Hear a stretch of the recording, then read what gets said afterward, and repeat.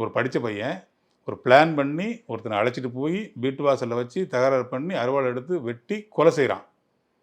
கொலை செஞ்சுட்டு எந்த குற்ற உணர்ச்சியுமே இல்லாமல் காவல்துறையில் போய் சரண்டர் ஆகுறான். அவங்க அப்பா அம்மா 2 பேரும் எஸ்ஐ.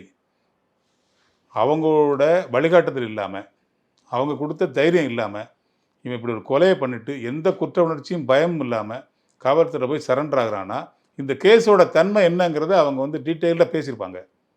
இது இப்படி தான் நடக்கும், இத்தனை நாள் அது பெயில் கிடச்சிடும், நம்ம வெளில வந்துடலாம் அப்படிங்கிற அளவுக்கு பேசியிருப்பாங்க.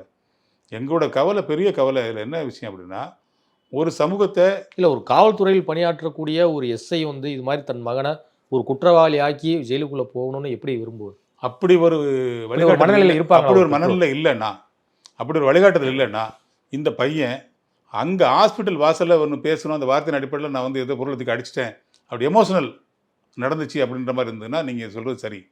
வீட்டு வாசலுக்கு அழைச்சிட்டு போய் அவன் அப்படி செய்கிறான்னா, நம்ம அம்மா அப்பா இதை ஒத்துக்க மாட்டாங்கங்கிற எண்ணம் அவனுக்கு துளி இருந்தால் கூட அதை செய்வானா? சொல்லுங்கள். வீட்டுக்கு கூட்டு போவானா? வீட்டு வாசலுக்கு கூட்டு போவானா?